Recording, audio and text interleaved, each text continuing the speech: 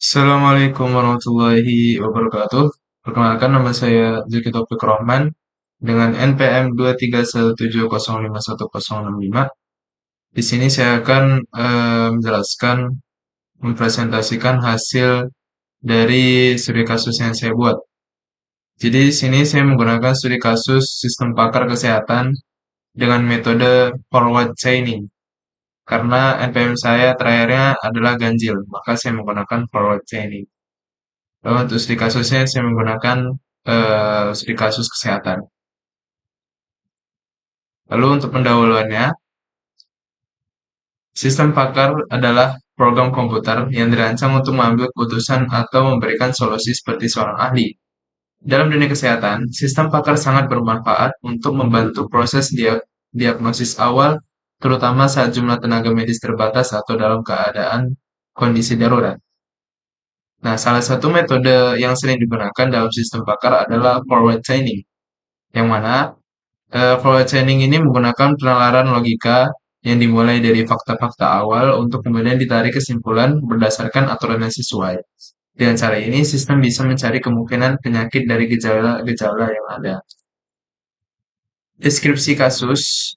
Jadi, kasus yang saya buat atau yang saya angkat adalah tentang diagnosis penyakit berdasarkan gejala yang sering muncul pada penyakit flu, demam berdarah, dan COVID-19.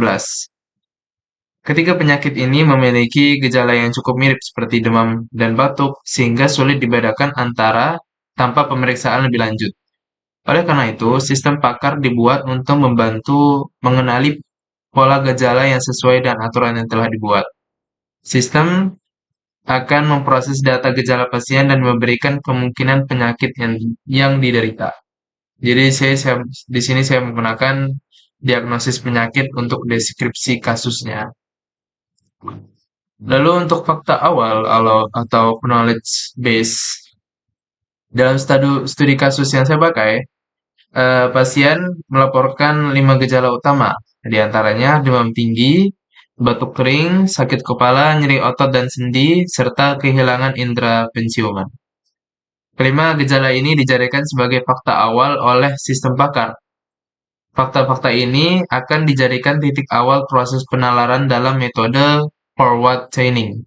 Sistem akan mencocokkan fakta tersebut satu persatu terhadap aturan yang tersedia untuk menemukan simpulan berupa kemungkinan penyakit yang diderita pasien.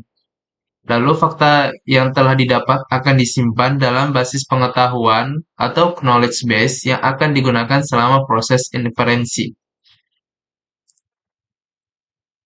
Untuk aturan if then-nya atau rule base, di sini minimalnya ada 6. Jadi saya memakai aturan pertama yaitu jika pasien mengalami demam tinggi dan batuk kering, maka ada kemungkinan pasien terkena flu. Aturan kedua, jika terdapat demam tinggi, sakit kepala, dan nyeri otot, maka pasien mungkin terkena demam berdarah. Lalu aturan ketiga, menyatakan bahwa batuk kering disertai hilangnya indera penciuman mengindikasikan kemungkinan COVID-19. Aturan keempat, menyempurnakan kemungkinan flu jika disertai sakit kepala sehingga menghasilkan kemungkinan flu berat.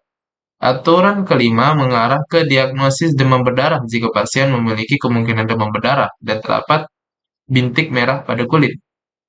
Lalu ada aturan terakhir atau aturan keenam menyatakan bahwa jika pasien memiliki kemungkinan COVID-19 dan juga mengalami demam tinggi, maka sistem menyimpulkan pasien positif COVID-19. Lalu untuk prosesnya, proses forward chaining, tahap pertama atau referensi awal. Jadi di sini proses forward chaining dimulai dari fakta awal yang telah dikumpulkan, yaitu 5 gejala yang dilaporkan pasien tadi. Nah, sistem pertama-tama mencocokkan gejala demam tinggi dan batuk kering dengan aturan pertama, sehingga menghasilkan kemungkinan flu. Selanjutnya, gejala demam tinggi, sakit kepala, dan nyeri otot cocok dengan aturan kedua.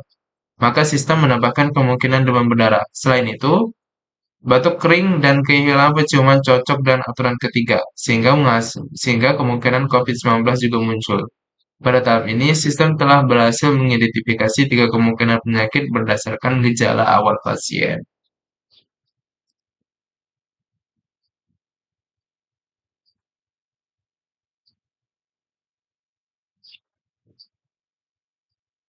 Lalu proses forward chaining tahap kedua atau inferensi lanjutan, setelah proses forward chaining tahap satu tadi didapat atau kemungkinan awal diperoleh, sistem tidak langsung berhenti. Sistem melakukan pencocokan lanjutan berdasarkan kemungkinan yang baru saja ditemukan. Dengan kemungkinan flu dan gejala sakit kepala, aturan keempat terpenuhi, maka sistem menyimpulkan bahwa pasien mengalami flu berat. Selanjutnya, kemungkinan COVID-19 yang telah ditemukan pada tahap sebelumnya jika dikombinasikan dengan gejala demam tinggi memenuhi aturan keenam, sehingga sistem menyimpulkan bahwa pasien penderita COVID-19. Pada tahap ini, inferensi yang dilakukan lebih dalam dan bersifat bertingkat, mengikuti alur logika forward chaining dari bawah ke atas. Lalu setelah melakukan forward chaining tadi, maka sistem akan melakukan evaluasi aturan yang tidak terpenuhi. Karena tidak semua aturan bisa dijalankan karena ada fakta yang tersedia. Fakta yang tidak tersedia, misalnya aturan tentang kemunculan bintik merah untuk memastikan demam berdarah tidak bisa dijalankan karena pasien tidak menyebutkan adanya bintik merah.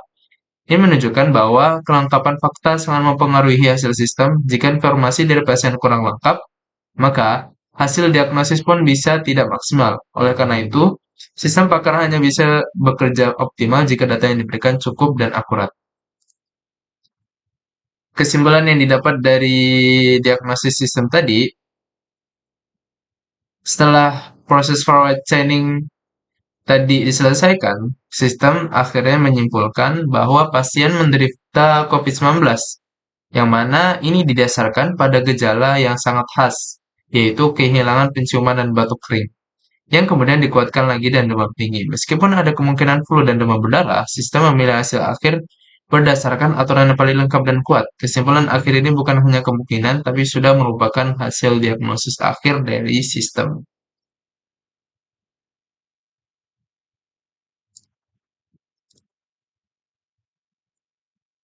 Lalu potensi pengembangan sistem yang bisa kita kembangkan. Jadi sistem pakar berbasis forward chaining dapat diperluas penggunaannya baik dari segi jumlah penyakit yang bisa didiagnosis maupun dari segi integritas, integrasi dengan perangkat digital lain seperti chatbot AI medis, aplikasi kesehatan, atau bahkan perangkat wearable, penambahan sensor suhu tubuh, integrasi data dengan hasil tes laboratorium, hingga penggunaan antarmuka berbasis suara juga memungkinkan untuk meningkatkan efisiensi dan kenyamanan pengguna. Pengembangan sistem ini sangat penting terutama dalam situasi darurat seperti pandemi atau keterbatasan tenaga medis.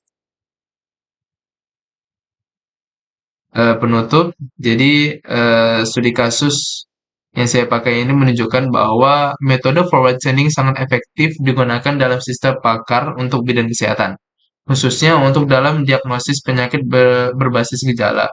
Dengan memanfaatkan kombinasi antara fakta yang ada dan aturan produksi, sistem mampu mengambil keputusan logis yang mendekati cara berpikir seorang dokter.